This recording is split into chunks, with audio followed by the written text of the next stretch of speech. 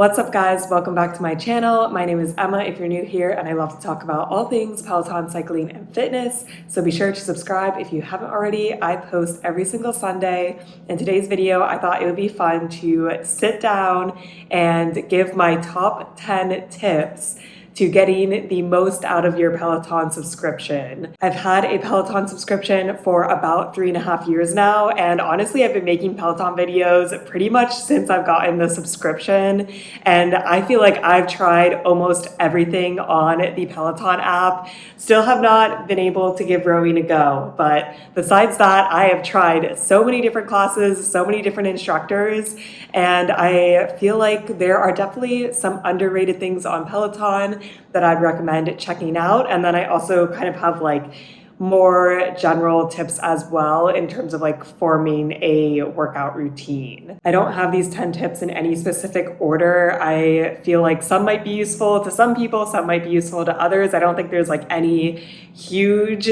tip, but I figured I will just start with number one, which is yoga programs. So on the Peloton app, you can see at the top, there's like classes, collections, programs. Hit the programs. If you've never done any programs, there's a lot. I'll talk about some other ones in this video as well. But basically, a Peloton instructor will put together a program. It will tell you how many weeks it's over. So maybe 2 weeks, maybe 4 weeks, how many classes each week. And then like you're kind of held to take the classes when you start the program, or you like don't get an award at the end. So it's not the end of the world, but if you like need some motivation, I feel like the programs are really great.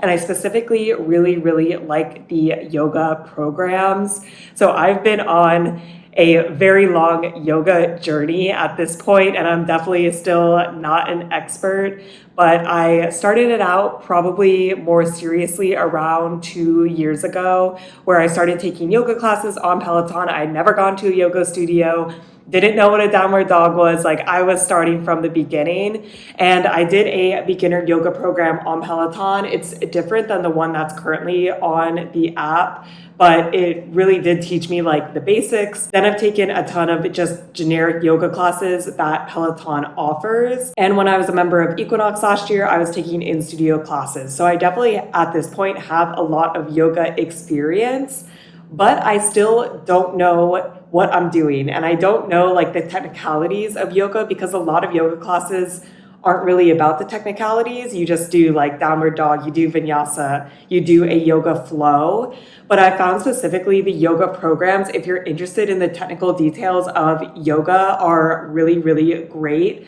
So right now, and I'll come out with a video on this soon, I'm doing path to inversion, like going upside down with Kira Michelle. And that's been a great program so far. Lots of technical information about form and just like how you even get good at handstands, because in some yoga classes, it is like, okay, go upside down.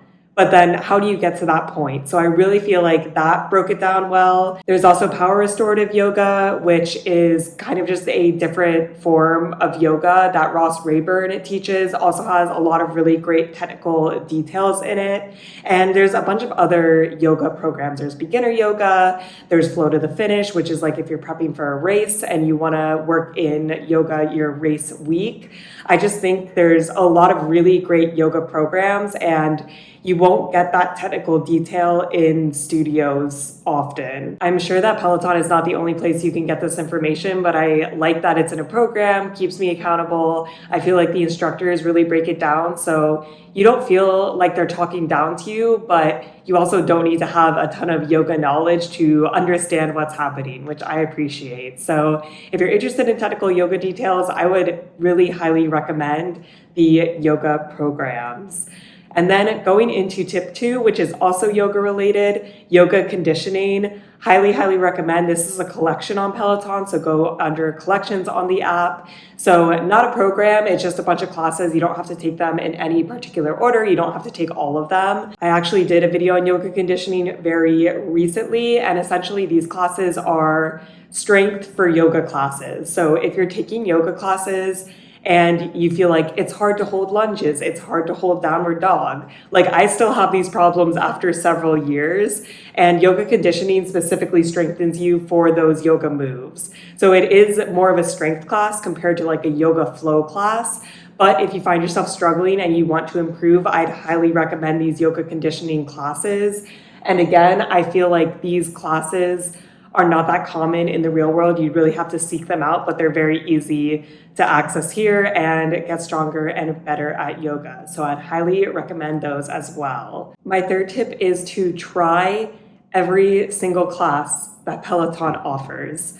And I'm not talking like, oh, give yoga a try, give outdoor walking a try. I'm talking try yin yoga, try barre, try Pilates, try boxing. Like there's so many niche content that Peloton creates, and you might find something that you really, really like. I had never done barre, never done Pilates before Peloton, and I really like that Peloton offers all of these different content types and like different workouts, so you can try them and see if you like them.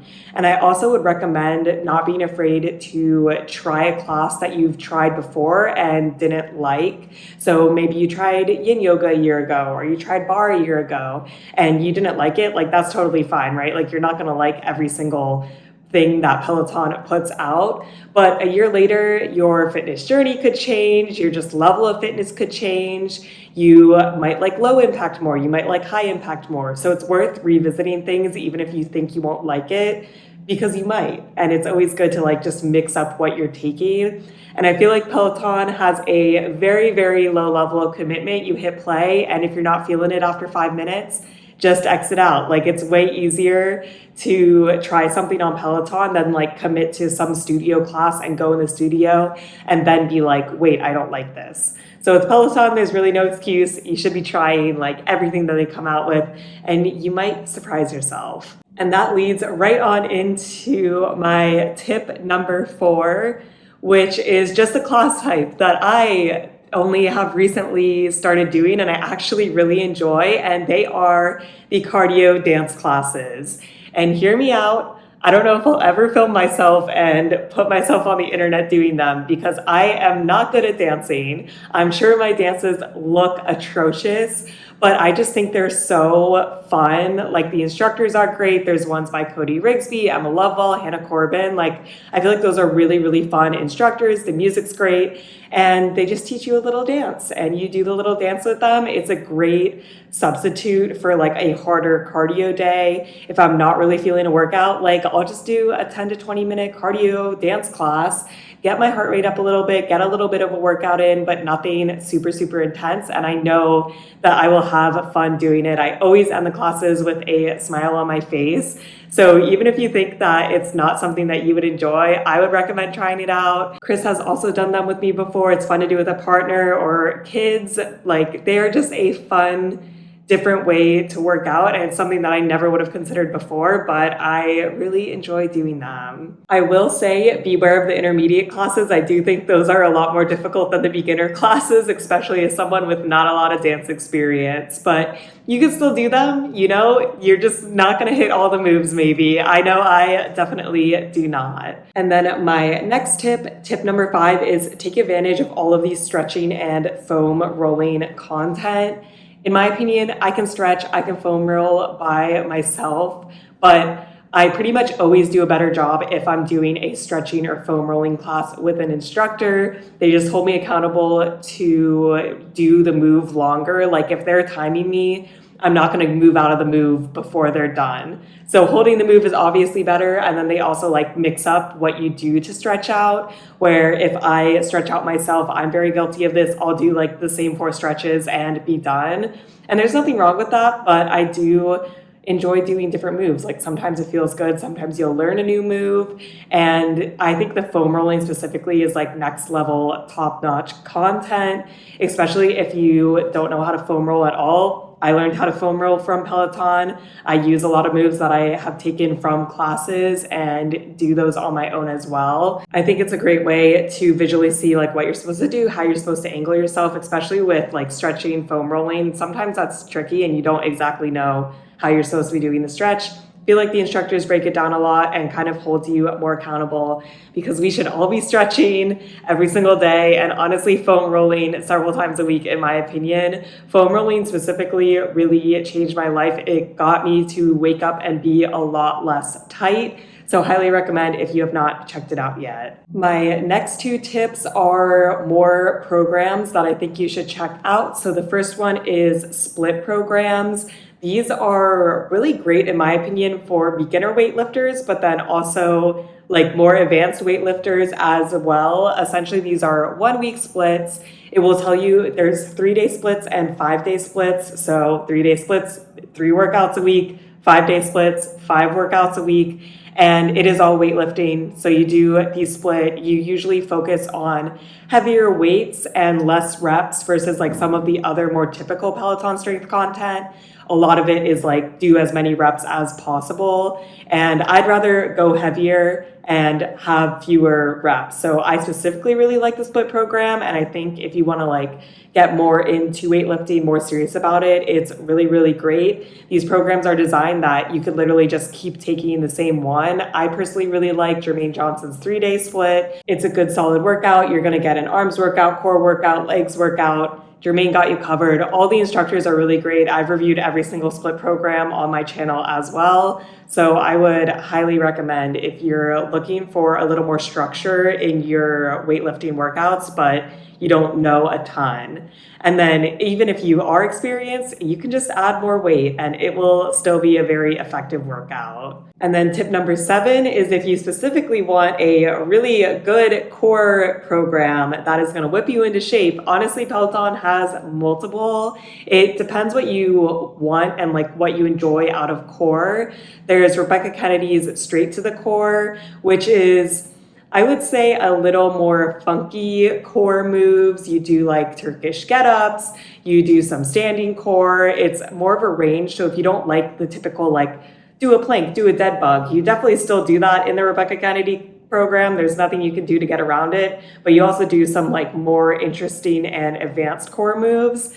But if you just enjoy straightforward, you want to do a plank, you want to do sit-ups, crunches, you want your core to be whipped into shape, Emma Lovewell's Crush Your Core or Crush Your Core 2 are also great. All 3 programs are 4-week programs, and I guarantee at the end of it, you will be a lot stronger than at the beginning. Specifically, the Straight to the Core has a really great strength test at the beginning and the end, so you can see your progress. And when I was doing that program, I could definitely feel way, way stronger at the end than I did at the beginning. So if you want to commit to your core getting in shape, you might not have the most fun while you're doing it for 4 weeks, but I guarantee at the end you will be very happy with the results. My tip number 8 is mostly focused on cycling. I think there's some like tread collections as well, but I feel like on cycling, Peloton really pioneers this. Find the instructor that you love and then see if they have a specific collection that only they contribute to. So like Alex Toussaint has club bangers. He basically makes the ride feel like you're at a club. Like he's like, oh, like we're hitting the pregame and then we're going to the bar. You know, if that's your jazz, you'll love it. I enjoy the club bangers rides. There's Sweat Steady by Jess King, where you typically do some sort of pyramid structured workout where you start off easy and then get harder and then come back down. Also really enjoy those. Jess King also has the Jess King experience, which honestly is an experience on its own. Live DJ, crazy music, really fun times. Almost every instructor on the bike has like a different program. So if you like an instructor, you should look and see what programs they have and see what you can take with them. I honestly think those rides are some of the best and most unique content on Peloton. It's usually based around the instructor's personality. So if you haven't taken them, I'd highly, highly recommend. I take a lot of those for different instructors and I've enjoyed all of them. The production quality is very, very high on them. Peloton invests a lot. It's a fun time. And that leads into tip number 9, which I think is Peloton specific, but it's also kind of just in general. And it is vary your workouts. On Peloton, there's so much content, but it is very easy to take the same classes all the time, take the same instructor all the time, and you will burn out doing this. So I've been on both sides. I've taken like HIIT and Hills classes endlessly, And those are hard classes. Those are a technical ride, in my opinion, and you will just get really, really tired. You won't want to ride the bike anymore. I've also taken artist series rides, which is where a Peloton instructor will pick one artist and then play only music from that artist. Those are like fun rides, usually chiller. I've just taken those for like weeks on end because I just didn't want to do anything harder. And at that point, you'll plateau and also get bored. At least I did. So I feel like I need to make a conscious effort at the beginning of the week to be like, I'll do some hard rides, some hard runs, some easy rides, some easy runs. Also, I need to throw in strength, do yoga, like just try to find some balance. I recommend trying to do cross training just because if you ride the bike 6 days a week and that's it, like you will eventually get bored. I did it for almost a whole year when I started the Peloton, so you can definitely do it for a while. But I do think it's something to keep in mind just to vary your workout, keep it interesting. I find that keeps me motivated a lot more. And then my final tip number 10 is to get equipment and like workout gear that will make you excited to work out. So for me, that's nice leggings that don't roll down when I cycle, a sports bra that, holds me in. I feel good working out in it. It doesn't mean go out and buy all of the Peloton equipment. I rode on a non-Peloton bike for like a year and a half in San Francisco, and that was totally fine. It was still a great bike, still had a good time riding, made me excited to ride. I also don't run on a Peloton tread right now, and I still really enjoy the Peloton tread classes. But just having that good equipment, a good yoga mat, good running shoes, good bike shoes, keeps me motivated to keep coming back. At the end of the day, I'd rather choose a class that I have the correct equipment for than choose a class that like looks better or more exciting that I don't have the correct equipment for. And that's speaking from someone who didn't have yoga blocks for like a month and now I finally do. I'm like, wow, this is just so much better to have nice yoga blocks to be able to do yoga with it. So that was my last tip to get the most out of your Peloton subscription. Let me know if you have any tips. I feel like I mostly focus on like not bike or tread, which is interesting because when you think of Peloton, I feel like most people think of bike and tread. But I also feel like those are the obvious things while Peloton offers so many different other classes that are worth checking out.